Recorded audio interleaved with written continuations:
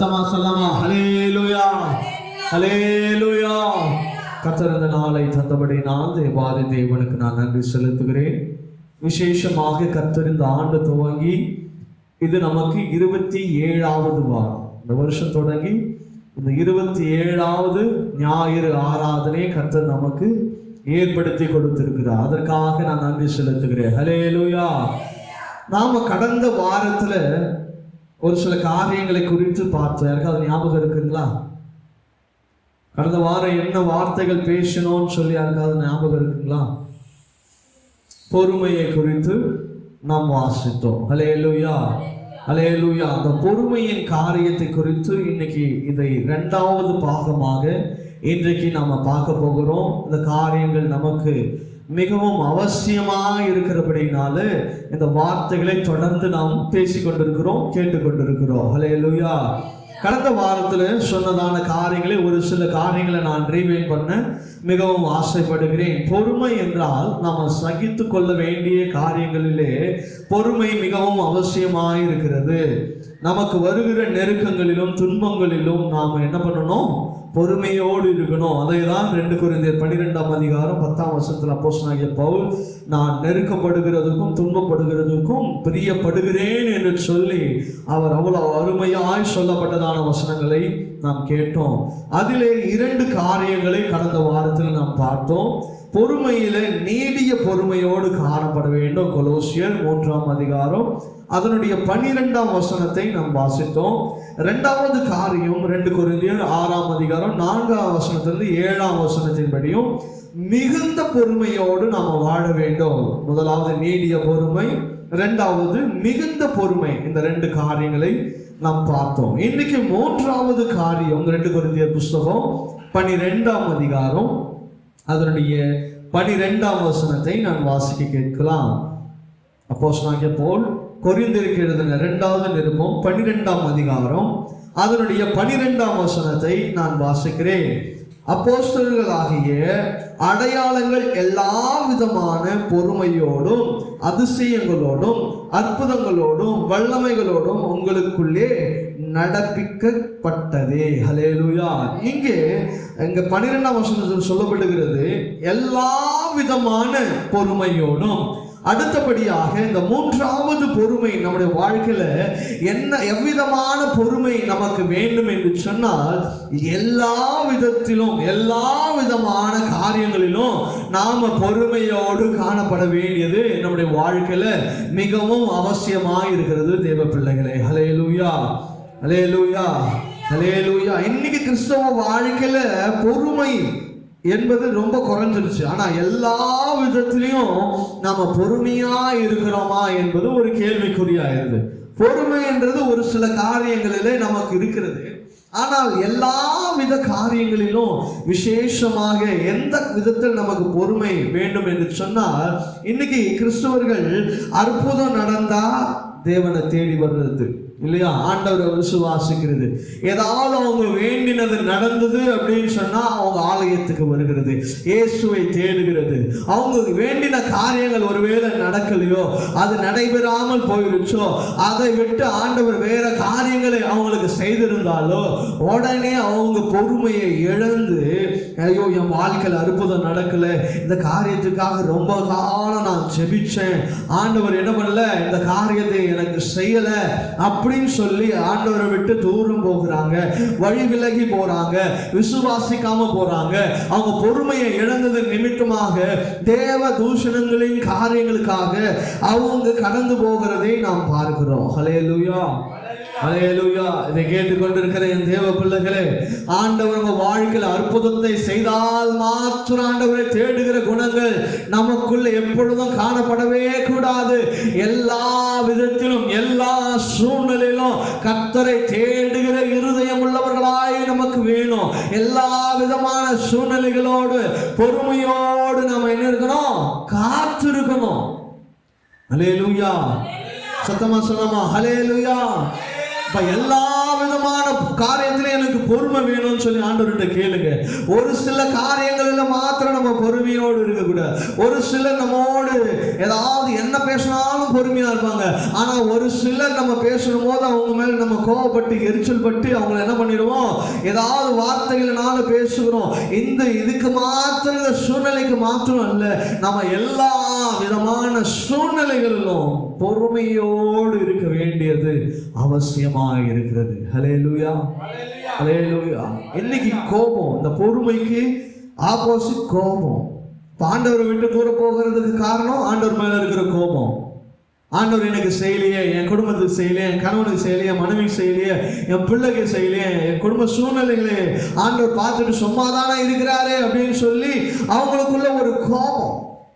அவங்க பொறுமையை இழந்ததுனால, அந்த கோபத்தினால தேவனை விட்டு தூரம் போய் பின்மாற்றத்துல வாழ்ந்து கொண்டு இருப்பாங்க. ஹல்லேலூயா.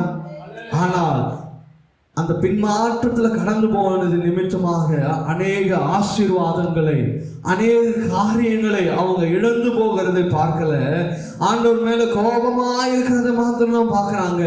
ஆனால் ஒருவேளை அந்த சூழ்நிலையில அவங்க பொறுமையோடு காத்திருப்பார்கள் என்று சொன்னால், ஒருவேளை பொறுமையோடு இருந்திருப்பீர்கள் என்று சொன்னால், ஆண்டவர் நிச்சயமாக ஒரு நன்மையான காரியங்களை செய்திருப்பார். ஹல்லேலூயா, ஹல்லேலூயா. நாம கூட அநேக நேரங்களில் ஒரு சில காரியங்களில் பொறுமையை இழந்து போகிறோம். ஏன்னா நம்முடைய காரியங்கள் அப்படி. நம் பொறுமையை இழக்கிறதுக்கு மிகவும் முக்கியமான காரணம் என்ன தெரியுமா? நம்முடைய விசுவாசம் குறைகிறதுனால்தான். நம்ம வைத்திருக்கிற விசுவாசம் குறைகிறதுனால்தான் நாம பொறுமையை இழந்து போயிடுவோம். ஹல்லேலூயா, ஹல்லேலூயா. எடுத்துக்காட்டு கூட பாருங்க, அம்மா இன்னைக்கு சாட்சி சொன்னாங்க இல்லையா? நமக்கு அம்மா ரொம்ப காலமாக அவங்க வீடு கட்டணும்னு சொல்லி இப்படி ஆசைப்பட்டு இருந்தாங்க. ஆனால் அவங்க பொறுமையோடு காத்திருந்ததுனால இன்னைக்கு அவங்க சாட்சி சொல்லுகிறாங்க. என்னன்னு? கர்த்தர் எங்கள் வீட்டை கட்டி கொடுத்தார் என்று சொல்லி. ஹல்லேலூயா. நாங்களும் அப்படிதான் பொறுமையோடு அநேக நேரத்தில் அம்மா வந்து சொல்லுவாங்க, ஐயா ஆள் வரல, கூலி இல்லை, காசு இல்லை, ஆட்கள் வரல, நிறைய நாள் வரல, 10 நாள் ஆச்சு, 15 நாள் ஆச்சு. நாங்கள் அவங்க கிட்ட இங்கே வரும்போது சொன்னதும் அதே தான், அவங்க வீடுகளில் போய் நாங்கள் ஜெபித்த காரியங்களும் அதுதான். அம்மா பொறுமையோடு, ஆண்டவர் ஒரு காரியத்தை தடை பண்ணுகிறார் என்று சொன்னால் அது நமக்கு நல்லது என்று அப்படி நாங்கள் அவங்ககிட்ட சொன்னோம். அதுதான் அவங்க நம்பினாங்க. ஐயா அந்த வார்த்தையை தான் நாங்கள் நம்புகிறோம், அந்த காரியத்தை தான் நாங்கள் நம்புகிறோம், ஏசப்பா கிட்ட தான் நாங்கள் வச்சிருக்கிறோம், அவரை தான் நம்பி இருக்கிறோம்னு சொல்லி அவங்களும் அந்த விசுவாச வார்த்தைகளை நாங்கள் ஒவ்வொரு வார்த்தையும் போய் சொல்லும் போது அவங்க நம்பினாங்க, விசுவாசித்தாங்க, கலங்கினாங்க, அழுதாங்க. ஃபாஸ்டிங் ப்ரேயர்லாம் ஜெபிக்கும் பொழுது அவங்க கண்ணீர் விட்டு அழுகிறத நாங்கள் பார்ப்போம், ஆண்டவர் சமூகத்தை வைப்போம். அவங்களுக்காக அதிகமாக நாங்கள் பாரப்பட்டு ஜெபிச்சோம். அவங்க பொறுமைக்கேற்ற காரியத்தை ஆண்டவர் செய்தார். ஹல்லேலூயா, ஹல்லேலூயா. கிறிஸ்துவ ஜீவியத்தில் அதுதான். நாம கர்த்தர்கிட்ட எவ்வளவுக்கு எவ்வளவு பொறுமையா இருக்கிறோமோ அவ்வளவுக்கு அவ்வளவு ஆசீர்வாதங்களை பெற்றுக்கொள்ள முடியும். ஹல்லேலூயா. எவ்வளவுக்கு எவ்வளவு நீங்க வெயிட் பண்றீங்களோ தேவ சமூகத்துல, ஆண்டவர் உங்களுக்கு வெயிட்டிங் சார்ஜ் போட்டு வைப்பார் இல்லையா? இந்த ஆட்டோவில், இந்த கால் டாக்ஸிலலாம் போனால் வெயிட் பண்ணால் அதுக்கு தனியாக என்ன பண்ணுவாங்க, சார்ஜ் போட்டு நம்ம கட்ட வேண்டிய காசை விட எக்ஸ்ட்ரா என்ன பண்ணணும், நம்ம கட்ட வேண்டியது வரும். அதே போல தான் ஆண்டவர் உங்களுக்கு வெயிட்டிங் சார்ஜ் போடுறாரு, வெயிட் பண்ண வைக்கிறாருன்னு சொன்னால் உங்களுக்கு ஒரு ஸ்பெஷலான கிஃப்ட் நமக்கு வரப்போகுது. ஹல்லேலூயா. ஆண்டவர் உடனே செஞ்சிட்டாரு அப்படின்னு சொன்னா ஒரு சில விஷயங்கள் ஆண்டவர் செய்திருப்பார். ஆனால் ஒரு சில காரியங்களை வெயிட் பண்ண வைக்கிறாருன்னு சொன்னா, காத்திருக்க வைக்கிறாருன்னு சொன்னா, பொறுமையோடு இருக்க வைக்கிறாரு என்று சொன்னா, நீங்க கேட்கிறத காட்டிலும், நீங்கள் விரும்புகிறதை காட்டிலும், நீங்கள் ஆசைப்படுகிறதை காட்டிலும் ஆண்டவர் வித்தியாசமாய் அதிகமாய் செய்ய விருப்பப்படுகிறார் என்று அர்த்தம். ஹல்லேலூயா, ஹல்லேலூயா. பாண்டவர் பாருங்க, பொறுமையோடு காத்திருக்கணும். இஸ்ரவேல் ஜனங்க அவங்க பொறுமையை இழந்துட்டாங்க. சொல்றாங்க, அவங்க அந்த வனாந்திரத்தின் பாதையில வரும் பொழுது உணவில்லாமல் அவங்க சொல்றாங்க, நான் எகிப்துல இருந்திருந்தாலே, நான் அடிமைத்தனத்தில் இருந்திருந்தாலே எனக்கு ஒருவேளை சாப்பாடு கிடைச்சிருக்கும். மோசேயே என்னை வனாந்திரத்திலே என்னை கொன்று போடுகிறதுக்காகவா நீங்க என்ன பண்ணீங்க, என்னை கொண்டு வந்தீங்க அப்படின்னு சொல்லி மோசையை பார்த்து சொல்றாங்க. உடனே மோசை என்ன பண்றதுன்னு தெரியல. ஏன்னா 1-2 பேர்னா சமாளிக்கலாம், ஆனா இன்னைக்கு அந்த 1-2 பேரை கூட சமாளிக்க முடியல. எப்படியும் 10 லட்சம் பேருக்கு மேல இருக்கிறான். ஒன்னு சேர்ந்தா என்ன ஆயிடுவான்? மோசே ஒண்ணு இல்லாம போயிடுவான். ஒருத்தன் ஒரு அடி அடிச்சாலும் மோசே என்ன ஆயிடுவான்? செத்தே போயிடுவான்.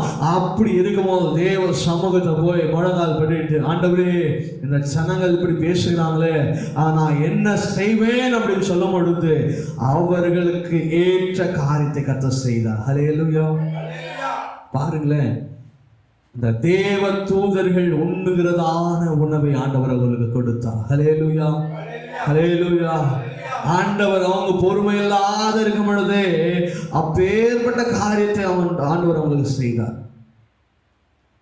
தினம் தினம் தினம் அதை சாப்பிட்டு அவங்களுக்கு என்ன ஆச்சு? போர் அடிச்சு போச்சு. என்ன மோசே இப்படிதான் கேட்டிருப்பாங்க போல. என்ன மோசே வரும் மண்ணாவே வருது, நான்வெஜ்ஜே வரலையே. ஆண்டவர் சமூகத்துல ஆண்டவருக்கு ஆடையை கொடுத்தார். ஹல்லேலூயா. எல்லா விதத்திலையும் மோசே பொறுமையோடு காத்திருந்தான். ஹல்லேலூயா. ஜனங்கள் சொன்னதுனால்தான் அவன் தேவ சமூகத்துல போறானே தவிர மற்ற நேரத்தில் அவன் பொறுமையோடு காத்திருந்தான். ஹல்லேலூயா, ஹல்லேலூயா. ஒரே ஒரு மனுஷன் நிமித்தமாக அத்தனை பேரை ஆண்டவர் வழி நடத்தினார். அவன் பொறுமையோடு காத்திருந்தான், பொறுமையோடு தேவ சமூகத்துல நடந்தான்.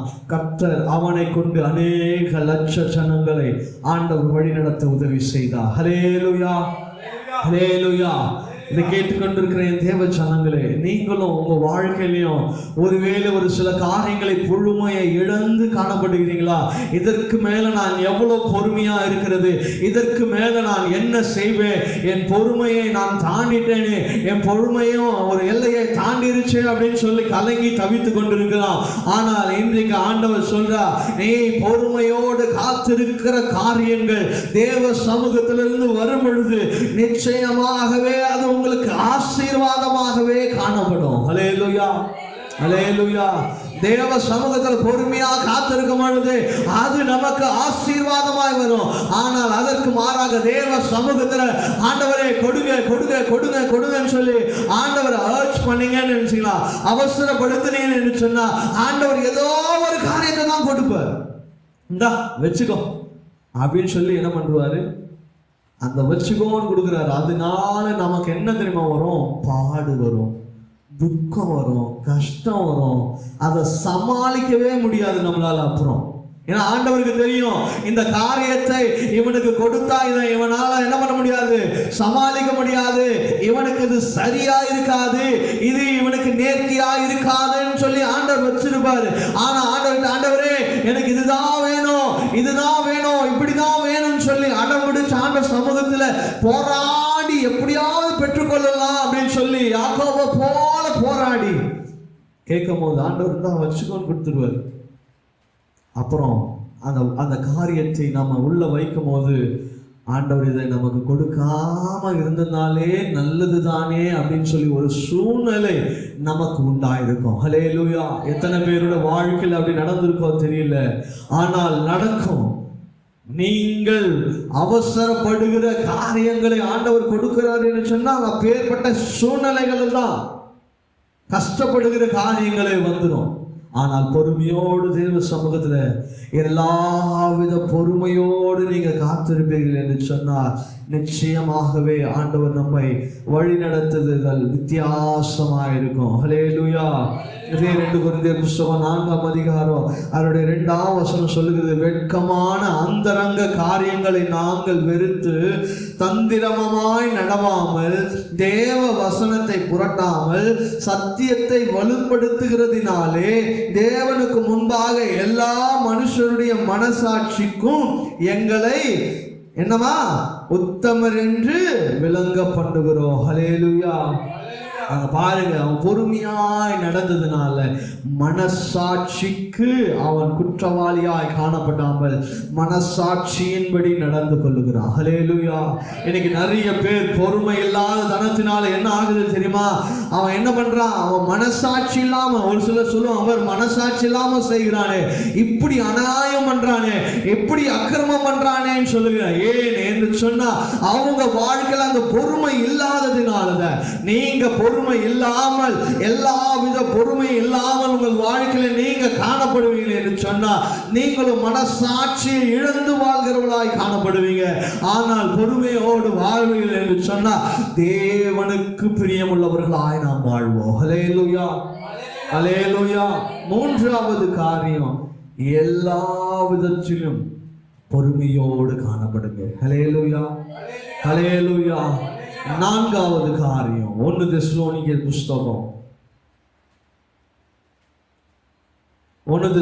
புஸ்தகம் 1ஆம் அதிகாரம் அதனுடைய 2ஆம் வசனத்தை நாம் வாசிக்க கேட்போம். 1 தெசலோனிக்கேயர் புஸ்தகம் 1ஆம் அதிகாரம் அதனுடைய 2ஆம் வசனத்தை வாசிக்கிறேன். தேவனுக்கு பிரியமான சகோதரரே, உங்கள் விசுவாசத்தின் கிரியையும் உங்கள் அன்பின் பிரயாசத்தையும் நம்முடைய கர்த்தராகிய இயேசு கிறிஸ்துவின் மேலுள்ள உங்கள் நம்பிக்கையின் பொறுமையையும் நம்முடைய பிதாவாகிய தேவனுக்கு முன்பாக நாங்கள் இடைவிடாமல் நினைவு கூர்ந்து. ஹல்லேலூயா, ஹல்லேலூயா.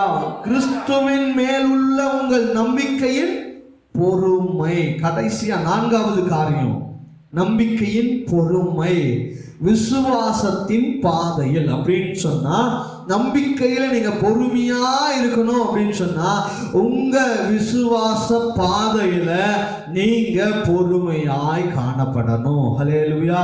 ஒரு சில காரியங்கள் மேல நீங்க நம்பிக்கை வச்சிருப்பீங்க, ஒரு சில காரியங்களை ஆண்டவர் செய்வார் என்று சொல்லி ஜெபித்து வச்சிருப்பீங்க. அந்த நம்பிக்கையில நீங்க பொறுமையாய் காணப்பட வேண்டியது அவசியமா இருக்கிறது. தேவ பிள்ளைகளே, உங்கள் விசுவாசத்தின் பாதையில நீங்கள் பொறுமையோடு வாழ வேண்டியது அவசியமாய் காணப்படுகிறது. இன்னைக்கு விசுவாசத்தின் பாதையில பொறுமை இல்லாத தனம். யார போல பொறுமையா இருக்கணும்னு சொல்லுது? கிறிஸ்துவின் மேல் உங்கள் நம்பிக்கை வைக்கிறீங்க. யார் மேல நம்பிக்கை வைக்கிறீங்க? ஏசப்பா மேல நம்பிக்கை வைக்கிறீங்க. ஏசப்பா மேல நீங்க நம்பிக்கை வச்சீங்கன்னா ஏசப்பா உங்களை வெறுமையா விட்டுருவாரா? இல்ல ஒண்ணு இல்லாம விட்டுருவாரா? இதே அப்போஸ்தலனாகிய பவுல் ரோமருக்கு எழுதின நிருபம் 1ஆம் அதிகாரம் அதனுடைய 8ஆம் வசனத்துல அவன் அருமையாய் சொல்லுகிறார், உங்கள் விசுவாசம் உலகெங்கும் பிரசித்தி பற்றி இருக்கிறபடினாலே முதலாவது நான் உங்கள் எல்லாருக்காகவும் இயேசு கிறிஸ்துவின் மூலமாய் என் தேவனை ஸ்தோத்திரிக்கிறேன். முதலாவது உங்க விசுவாசம், உங்க நம்பிக்கை யார் மேல இருக்கணும்னு சொன்னா ஆண்டவராகிய இயேசு கிறிஸ்துவின் மேல.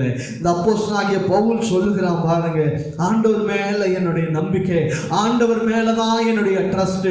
இயேசு கிறிஸ்து எனக்காக யாவையும் செய்து முடிப்பார் என்ற காரியம் எனக்குள்ள ஒரு நம்பிக்கை முதலாவது வரணும்.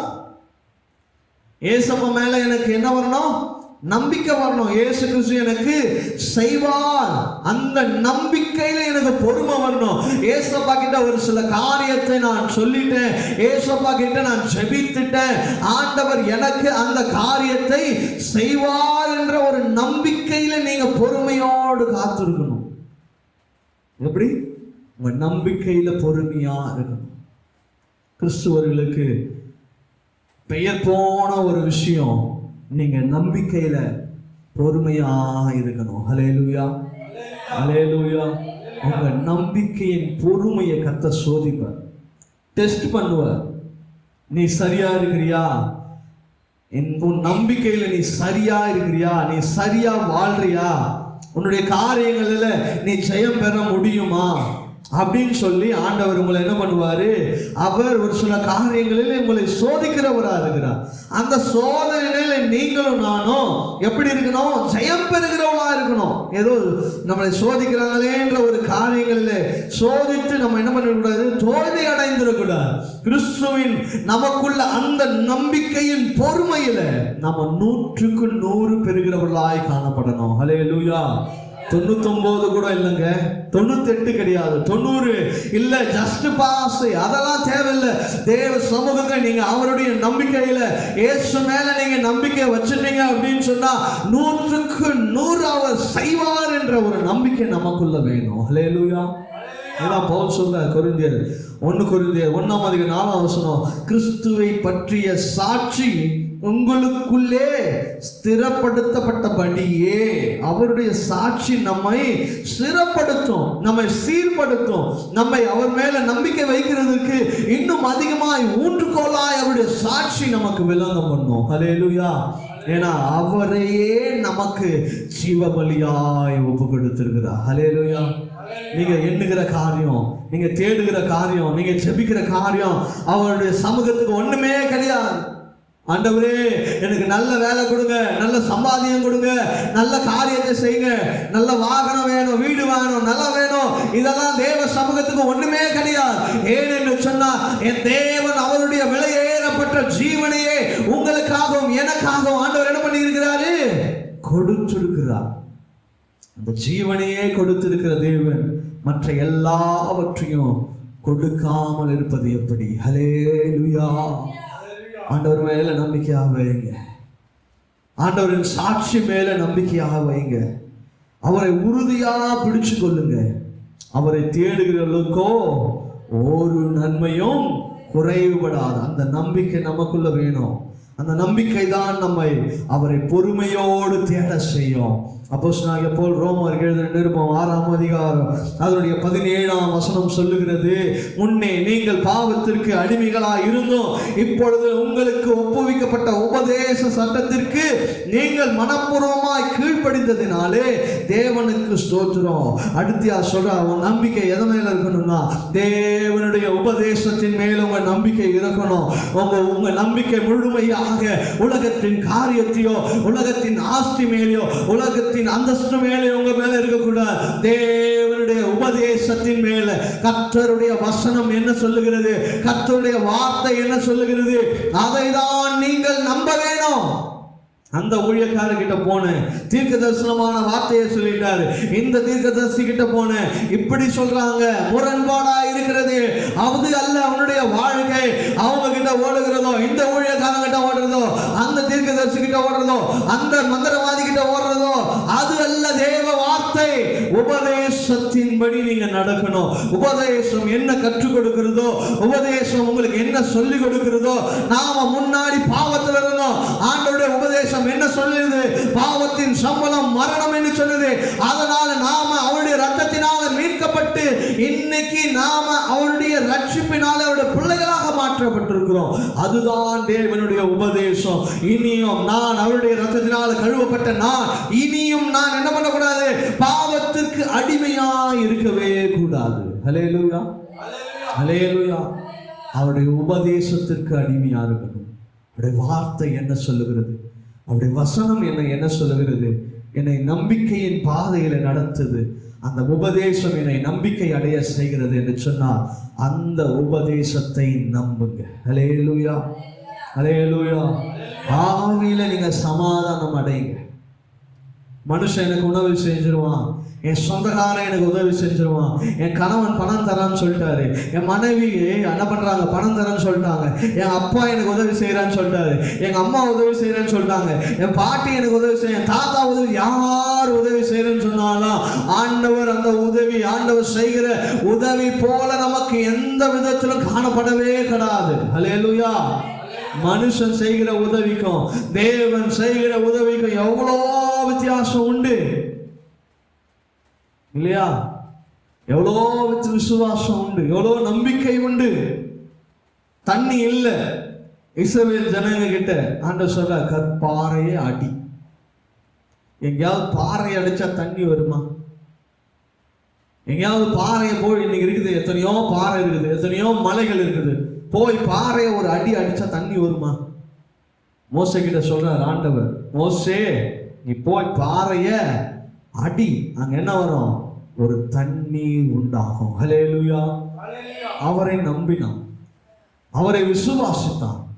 அவன் போய் அந்த கற்பாறையை அடிக்கும் போது இந்த பாறையிலிருந்து தண்ணீர் உண்டாயிற்று. ஹல்லேலூயா, ஹல்லேலூயா. இதை கேட்டுக்கொண்டிருக்கிற தேவ ஜனங்களே, ஆண்டவரை அப்பேற்பட்ட நம்பிக்கையோடு தேடுங்க, அப்பேற்பட்ட காரியங்களிலே விசுவாசிங்க. அப்பேற்பட்ட ஜனங்களுக்குள்ளே அவன் ஒருவன் ஆண்டவர் மேல விசுவாசமாக இருந்தான். ஆண்டவர் போய் நிற்கிறான், செங்கடல் முன்னாடி நிற்குது. ஆண்டவரே, இந்த ஜனங்கள் மறிக்க போகிறாங்களேன்னு சொல்லி கேட்கிறான். ஆண்டவர் சொல்றாருப்பா, உன் கையில என்ன இருக்குது? என் கையில வெறும் கோல் தான் இருக்குது ஆண்டவரே. அந்த கோலை அந்த செங்கடலுக்கு நீராய் நீட்டு அப்படின்னு சொல்லும் போது அவர் மேல ஒரு நம்பிக்கை வச்சான்.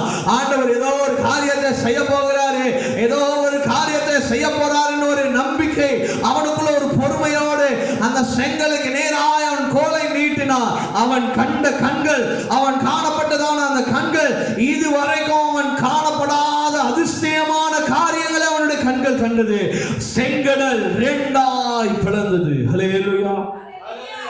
ஆண்டவர் மேல நீங்க நம்பிக்கை வச்சீங்கன்னு சொன்னா, ஆண்டவர் மேல விசுவாசம் வச்சீங்கன்னு சொன்னா, அவருடைய நம்பிக்கை மேல நீங்க பொறுமையோடு காத்திருந்தீங்க என்று சொன்னா, இது வரைக்கும் உங்கள் வாழ்க்கையிலோ அடுத்தவர்கள் வாழ்க்கையிலோ நீங்க பார்க்காத அதிசயம், அற்புதம் உங்க வாழ்க்கையில நடக்கிற உங்க கண்களால பார்க்க முடியும். ஹல்லேலூயா, ஹல்லேலூயா. அதுதான் நம்பிக்கையின் பொறுமை. அதை தான் ஆண்டவர் செய்தார். அவர் மேல நம்பிக்கையா இருங்க, பொறுமையோடு காத்திருங்க. கர்த்தர் செய்கிற அற்புதங்கள், அடையாளங்கள் நிச்சயமாகவே உங்களையும் என்னையும் உயிர் மீட்சி அடைய செய்யும். ஹல்லேலூயா. நான்காவது காரியம், நம்பிக்கையில பொறுமையா இருங்க. உங்க நம்பிக்கையில நீங்க பொறுமையா இருக்கும் பொழுது கர்த்தர் உங்க வாழ்க்கையில என்ன செய்யணும்னு சொல்லி அவர் தீர்மானித்து வச்சிருக்கிறாரோ அதை அவர் உங்கள் வாழ்க்கையில செய்வார். ஹல்லேலூயா, ஹல்லேலூயா. ஐந்தாவது காரியம், எது மேல நம்ம பொறுமையா வைக்கணும்னு சொன்னா 2 தெசலோனிக்கர் 3ஆம் அதிகாரம் அதனுடைய 5ஆம் வசனத்தை நாம் வாசிப்போம். அப்போஸ்தலனாகிய பவுல் தெசலோனிக்கர் எழுதின 2வது நிருபம் அதனுடைய 3வது அதிகாரத்தின் 5ஆம் வசனத்தை நான் வாசிக்கிறேன். கர்த்தர் உங்கள் இருதயங்களையும் தேவ பற்றும் அன்புக்கும் கிறிஸ்துவின் பொறுமைக்கும் நேராய் நடத்துவாராக. ஹல்லேலூயா. 5வது நம்முடைய பொறுமை கிறிஸ்துவின் பொறுமையை போல காணப்படணும். இன்னைக்கு பார்த்தோம், எல்லா வித பொறுமையோடு இருக்கணும், நம்பிக்கையில நீங்க பொறுமையா இருக்கணும். இன்னைக்கு ஆண்டவர் சொல்றாரு, கிறிஸ்துவின் பொறுமை நமக்கு வேணும். கிறிஸ்து இயேசு எப்படி பொறுமையா இருந்தாரோ அப்படியாயும் உங்க வாழ்க்கையில நாம் பொறுமையாய் காணப்படணும். ஹல்லேலூயா. அடுத்தவங்களை பார்க்காதீங்க, அடுத்தவங்க எப்படி இருக்கிறாங்களே, அப்படி பேசுறாங்களே, இத்தனை வருஷமா சபைக்கு போறாங்களே, அவங்களே எப்படி பேசுறாங்களே, நான் பேசுகிறதுல என்ன தவறு, அப்படி நான் இப்பதான் சபைக்கு போறேன், அவங்களே அப்படி பேசும் பொழுது நான் இப்படி பேசக்கூடாதா அப்படின்னு சொல்லி உங்களுக்குள்ள கேள்விகள் வரக்கூடாது. அத்தனை வருஷமா சபைக்கு போறாங்க, அத்தனை வருஷமா அந்த பிரதர் சபைக்கு போறாரு, அவங்க எப்படி பேசுறாங்களே, அவங்களே எப்படி நடந்துக்கிறாங்களே, நான் நடந்து கொள்வதில் என்ன தவறு என்று சொல்லி நீ அடுத்தவங்களோடு, அடுத்த ஊழியக்காரங்களோடு, அடுத்த சபை விசுவாசிகளோடு நீ உங்களை ஒப்பிடாதீங்க. நீங்கள் ஒப்பிட வேண்டியது ஒரே ஒரு காரியம், என்றைக்கும் ஒப்பிட முடியாத என் தேவனாகிய கர்த்தராகிய இயேசு கிறிஸ்துவை உங்களோடு நீங்க என்ன பண்ணுங்க, ஒப்பிட்டு பாருங்க. இயேசு கிறிஸ்து எப்படி வாழ்ந்தா, எப்படி பொறுமையா இருந்தா, அவருடைய மரண பரியந்தத்தில் அவர் எப்படி இருந்தாரு, மரண பரியந்தம் அவர் பொறுமையோடு இருந்தார். ஹல்லேலூயா. அவர்களை அடித்தவர்களை அவர் மன்னித்தார். அப்பேற்பட்ட பொறுமை நமக்கு வேணும். அவர்களை காயப்படுத்தினவர்களை அவர் மன்னித்தார், அவரை துப்பினவர்களை அவர் மன்னித்தார், அவர் கன்னத்தில் அறைந்தவர்களை அவர் மன்னித்தார், அவர் தலை மீது முள்முடி வைத்தவர்களை அவர் மன்னித்தார், ஈட்டினால் அவரை குத்தினவர்களை அவர் மன்னித்தார், அவரை வாரினால் 40 முறை முதுகிலே அடித்தவர்களை அவர் மன்னித்தார். இப்பேற்பட்ட காரியங்கள் அவருக்குள்ள காணப்பட்டது, அவருடைய பொறுமையை காண்பிக்கிறது. ஹல்லேலூயா. அப்ப கிறிஸ்துவின் பொறுமை என்பது ஒரு லேசான காரியம். கிறிஸ்துவின் பொறுமை தானே அப்படின்றது இல்லை, கிறிஸ்து எப்பேற்பட்ட பொறுமையோடு இருந்தார் என்பதை நீங்களும் நானா ஆராய வேண்டியது மிகவும் அவசியமா இருக்கிறது. கிறிஸ்துவுக்குள்ள எப்பேற்பட்ட பொறுமை இருந்தது என்பதை நீங்கள் உங்களுக்குள்ள ஆராய வேண்டும்.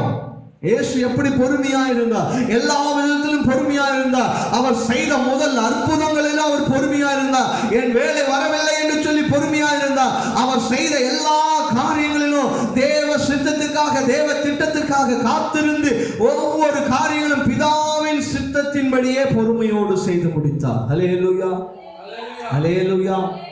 அப்போ கிறிஸ்துவின் பொறுமை எனக்குள்ள வேண்டும். என்ன வேணும்? கிறிஸ்துவின் பொறுமை.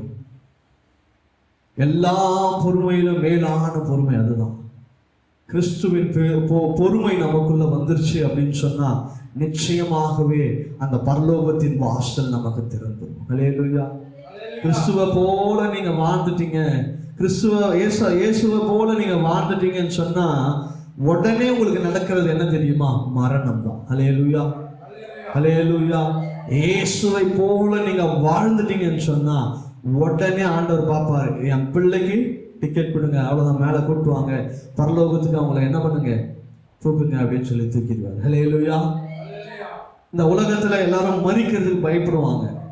ஆனா கிறிஸ்துவர்கள் நிச்சயமாக மரணத்துக்கு நம்ம என்ன பண்ணக்கூடாது?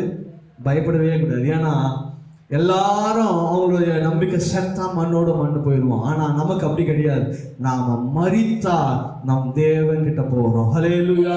இன்னும் நான் தெரியுமா, நாம மரித்தா நாம ஏசப்பாவை பார்க்க போறோம். ஹல்லேலூயா, ஹல்லேலூயா. நம்முடைய மரண பரியந்தமும் நம் பொறுமையோடு காத்திருப்போம், விசுவாசிப்போம், நம்பிக்கையோடு அவருடைய பொறுமையை நீங்க காத்துக்கொள்ளும் பொழுது நிச்சயமாகவே அவர் என்ன பண்ண மாட்டார்? உலகத்தில் வைக்கவே மாட்டார்.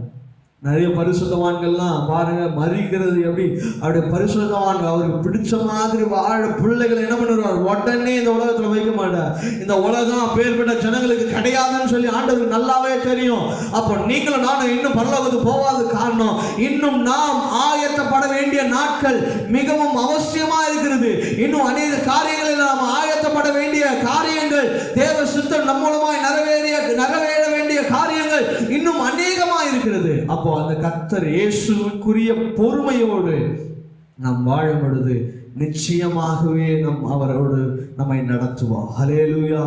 இந்த கிறிஸ்துவின் பொறுமை நமக்கு எப்படிப்பட்ட காணப்பட வேண்டும் என்று சொன்னால் அவருடைய 2வது வருகைக்கு நாம் பொறுமையோடு காத்திருப்போம். எப்பொழுது என் மணவாளன் வருவார், நான் அவரோடு சேர்வேன் சொல்லி. ஹல்லேலூயா. உலகத்தின் ஆசை நமக்கு வேண்டாம், உலகத்தின் காரியங்கள் நமக்குள்ள வேண்டாம். உலகின் ஆஸ்தி மேலோ, அந்தஸ்து மேலோ, பணத்தின் மேலோ, வீடு மேலேயும், வாசல் மேலேயும், நிலத்தின் மேலும், எது மேலேயும் நமக்கு என்ன வரக்கூடாது? ஆசை வரக்கூடாது. நமக்கு கிறிஸ்துவலாகிய வாழ்ந்து கொண்டிருக்கிற நமக்கு வர வேண்டிய ஒரே ஒரு ஆசை, நான் எப்போது மரிப்பேன், எப்போ நான் பரலோகத்தில் தேவனோடு இருப்பேன் என்று சொல்லி. ஹல்லேலூயா, ஹல்லேலூயா. இப்பேற்பட்ட காரியங்கள் நமக்குள்ள வேணும், இந்த பொறுமை நமக்குள்ள வேண்டும் என்று சொன்னா கிறிஸ்துவின் பொறுமை. ஜெபம் பண்ணும்போது சொல்லி கேளுங்க, ஆண்டவரே உங்க பொறுமை எனக்குள்ள வேணும், இந்த கிறிஸ்துவின் பொறுமை எனக்குள்ள வேணும். இப்பேற்பட்ட காரியங்கள் எனக்குள்ள வரும் பொழுது கர்த்தர் என்னை மேன்மேலும் நடத்துவார். ஹல்லேலூயா, ஹல்லேலூயா. கடைசி பொறுமை, கடைசி பொறுமை, 6வது பொறுமை. எடுத்தல் வாசிக்கலாம். வெளிப்படுத்தல் விசேஷம் 14ஆம் அதிகாரம். வெளிப்படுத்தல் விசேஷம் 14ஆம் அதிகாரம் அதனுடைய 12ஆம் வசனத்தை நாம் வாசிக்க கேட்போம். 14ஆம் அதிகாரம் அதனுடைய 12ஆம் வசனம். தேவனுடைய கற்பனைகளையும் இயேசுவின் மேலுள்ள விசுவாசத்தையும் காத்து கொள்ளுகிறவர்கள் ஆகிய பரிசுத்தவான்களுடைய பொறுமை இதிலே விளங்கும் என்று கூறினேன். ஹல்லேலூயா. கடைசியாக நமக்கு யாருடைய பொறுமை வேண்டும் என்று சொன்னால் பரிசுத்தவான்களின் பொறுமை. அது என்ன? பரிசுத்தவான்கள் தேவனுடைய கற்பனைகளையும் இயேசுவின் மேலுள்ள விசுவாசத்தை காத்து கொள்ளுகிறவன் தான் உண்மையான பரிசுத்தவான். ஹல்லேலூயா. ஆண்டவருக்காக ஆண்டோடைய கற்பனை என்ன சொல்லுகிறதோ, ஆண்டோடைய வார்த்தை என்ன சொல்லுகிறதோ, அவருடைய வசனம் என்ன சொல்லுகிறதோ அதை கொஞ்சம் கூட மாற்றாமல் அதன்படியாய் வாழ்ந்து அதன்படியாய் விசுவாசம் வைத்து வாழுகிற அனைவருமே பரிசுத்தவான்கள் தான். ஹல்லேலூயா. அப்படி வாழ்கிறது தான் மிகவும் கடினமாய் காணப்படுகிறது இன்றைக்கு. ஆண்டவரோடு வாசம் செய்ததான அப்போஸ்தலர்கள் எல்லாருமே பரிசுத்தவான்கள் தான். ஆண்டவருக்காக உண்மையாய் வாழ்கிற அனைவரும், ஆண்டவருக்காக ரத்த சாட்சியா மரிச்ச ஒவ்வொரு அப்போஸ்தலர்களும் யாரு? பரிசுத்தவான்கள். ஏன்னா அவங்க எல்லாரும் ஆண்டவருடைய கற்பனைகளை அப்படியே ஃபாலோ பண்ணாங்க, அவருடைய கற்பனைகளை அப்படியே நடந்து கொண்டாங்க, அவர் மேல முழுமையான விசுவாசத்தை வச்சாங்க. அப்படியாய் வாழ்ந்தது நிமித்தமாக அவங்க மரண பரியந்தமும் மரணத்துல கூட ஆண்டவர் மேல என்னவா இருந்தாங்க, அவங்க மேல விசுவாசமா இருந்தாங்க. அதே வெளிப்படுத்தும் விசேஷம் 12ஆம் அதிகாரம் 17ஆம் வசனம் சொல்லுகிறது. அப்போஸ்தலன் மன்னிக்கணும், வெளிப்படுத்தல் 12ஆம் அதிகாரம் 17ஆம் வசனம். அப்பொழுது வலு சர்ப்பமானது ஸ்திரீயின் மேல் கோபம் கொண்டு தேவனுடைய கற்பனைகளை கை கொள்ளுகிறவர்களும் இயேசு கிறிஸ்துவை குறித்து சாட்சியை உடையவர்களுமாய் இருக்கிற அவர்களுடைய சந்ததியாரு மற்றவர்களுடனே யுத்தம் பண்ண போயிற்று. அப்போ நம்ம அந்த வலு சர்ப்பம் கடைசி நாள்ல என்ன பண்ணோம், ஆண்டவரே அவருடைய பரிசுத்த வான்களுக்கு விரோதமாய் செயல்படும், போராடும், சண்டை போடும். நாம் அவருக்குள்ளாக கற்பனைகளை கை கொண்டு அவருடைய விசுவாசத்தை காத்து கொள்ளும் பொழுது நிச்சயமாகவே எப்பேற்பட்ட போராட்டங்கள் வந்தாலும் சரி, எப்பேற்பட்ட பிரச்சனைகள் வந்தாலும் சரி, அதை மேற்கொள்வதற்கு கர்த்தர் நமக்கு பலன் தருகிறவராக இருக்கிறார். அதே வெளிப்படுத்தல் விசேஷம் 13ஆம் அதிகாரம் அதனுடைய 10ஆம் வசனம் சொல்லுகிறது, சிறைப்படுத்தி கொண்டு போகிறவன் சிறைப்பட்டு போவான், பட்டயத்தினாலே கொல்கிறவன் பட்டயத்தினாலே கொல்லப்பட வேண்டும். பரிசுத்தவான்களுடைய பொறுமையும் விசுவாசம் இதிலேயே விளங்கும். ஹல்லேலூயா, ஹல்லேலூயா. நாம பொறுமையோடு காத்திருக்கணும். ஒரு அடிக்கிறானா அடிச்சுட்டு போட்டோன்னு விட்டுருங்க, உன்னை கொல்றானா பரவாயில்ல கொண்டுட்டு போட்டோம் விட்டுருங்க. ஆண்டவர் தேவனுக்காக நீங்க வாழுங்க, தேவ சித்தத்துக்காக ஒப்பு கொடுங்க. அந்த பொறுமை, நீங்க பரிசுத்தவான்களுடைய பொறுமை இதிலே விளங்கப்படுகிறது. அவர் மேல விசுவாசம் அதன் மேல விளங்க நீங்க காத்திருக்கிறீங்க. நீங்க பொறுமையாய், பரிசுத்தவான்கள் எப்படி பொறுமையாய் இருந்தார்களோ அப்படியாய் பொறுமையாய் ஓட கர்த்தர் நமக்கு பலன் தருவார். அதுதான் தீமோத்தேயுல வாசிக்கிற நல்ல போராட்டத்தை போராடினேன், விசுவாசத்தை காத்துக்கொண்டேன். இப்பேற்பட்ட போராட்டம் நமக்குள்ள வேண்டும். கடைசி நாள்ல நம்மை கொண்டு சொல்லணும், நம்ம மரணத்துல வந்து ஜெபம் பண்ணுகிறவங்க சொல்லணும், நல்ல போராட்டத்தை போராடினாங்க, விசுவாசத்தை காத்து கொண்டாங்கன்னு சொல்லி. அதுதான் உண்மையான நல்ல போராட்டம், அதுதான் பரிசுத்தவான்களின் நல்ல போராட்டமாய் காணப்படுகிறது. எங்கேயோ போய் ஆக்சிடென்ட் பண்ணி செத்து இருப்பான், குடி பழக்கத்தினால் அடிமைப்பட்டு போய் செத்து இருப்பான், அவனுக்கு போய் ஜெபம் பண்ணுவாங்க, நல்ல போராட்டத்தை போடாம.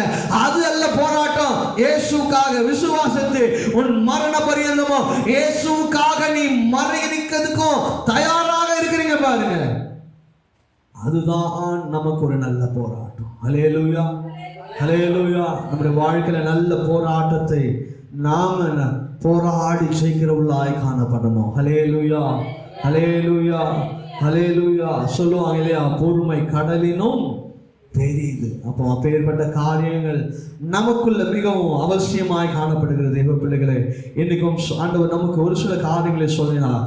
எல்லா விதமான பொறுமையோடு, நம்பிக்கையான பொறுமையோடு, கிறிஸ்துவின் பொறுமையோடு, பரிசுத்தவான்களின் பொறுமை நமக்கு காணப்பட வேண்டும். அந்த பரிசுத்தவான்களின் பொறுமை நீங்க வாழ்ந்தீங்க என்று சொன்னா ஆண்டவர் ஒரு காரியத்தை உங்களுக்கு வச்சிருக்கிறார். கடைசியா வாசிக்கலாம், வெளிப்படுத்த விசேஷம் 3ஆம் அதிகாரம் அதனுடைய 8ஆம் வசனத்தை வாசிக்கிறேன். உன் கிரியைகளை அறிந்திருக்கிறேன், உனக்கு கொஞ்சம் பலன் இருந்தும் நீ என் நாமத்தை மறுதலியாமல் என் வசனத்தை கை கொண்டபடியினாலே இதோ திறந்த வாசலை உனக்கு முன்பாக வைத்திருக்கிறேன், அதை ஒருவனும் பூட்ட முடியாது. ஹல்லேலூயா. நீங்க அவர் மேல விசுவாசமாய் பரிசுத்தவான்களோடு இருக்கிற அந்த பொறுமை நம்மோடு வாழும் பொழுது கர்த்தர் நமக்கு ஒரு திறந்த வாசலை வச்சிருக்கிறார். அந்த திறந்த வாசலை ஒருவனாலும் பூட்ட முடியாது. ஏன் என்று சொன்னால் அந்த வாசலை திறவுகோல் நம்முடைய ஆண்டவராகிய இயேசு கிறிஸ்துவினிடத்தில் மாத்திரமே உள்ளது. ஹல்லேலூயா, ஹல்லேலூயா. நம்முடைய வாழ்க்கையில பொறுமை மிகவும் அவசியமான ஒன்று. ஆனால் பொறுமை நாம் தேவன் மேல வைத்து அன்பையும் விசுவாசத்தையும் நம்பிக்கையும், ஏன் அவருக்காக எதையும் செய்யும் தைரியத்தை உண்டாக்கும். ஹல்லேலூயா, ஹல்லேலூயா. இந்த பொறுமை நம்ம என்ன பண்ண செய்யுமா, நம்முடைய வாழ்க்கையில பொறுமை மிகவும் அவசியமான ஒன்று. இந்த பொறுமை எதை காட்டுகிறது என்று சொன்னால், தேவன் மேல நம்ம வச்சிருக்கிற அன்பு. ஆண்டவர் செய்வார், என் தேவன் எனக்கு செய்வார், என் அப்பா எனக்கு செய்வார் என்ற ஒரு நம்பிக்கை வைக்கிறது பாருங்க, அதுதான் இந்த பொறுமை. தேவன் வைத்த அன்பையும் விசுவாசத்தையும் நம்பிக்கையும், ஏன் அவருக்காக எதையும், இயேசுக்காக நான் என்ன பண்ணுவேன், எதையும் செய்வேன் என்ற தைரியத்தை நமக்கு உண்டாகும். அப்படி இல்லாம பயத்தோடு வாழ்வோம் என்று சொன்னால் அந்த பொறுமை நமக்குள்ள இல்லை. தேவனுக்காக எதையும் செய்கிற துணிவு நமக்குள்ள இருக்கும் பொழுது கர்த்தர் நிச்சயமாகவே நம்மை நடத்துவார். ஹல்லேலூயா. பொறுமையோடு இருப்போம், தேவ சித்தத்தை காத்துக்கொள்வோம். பொறுமையோடு இருப்போம், தேவ சித்தத்தை காத்துக்கொள்வோம். தேவன் தாமே இந்த வார்த்தைகளை ஆசீர்வதிப்பார்.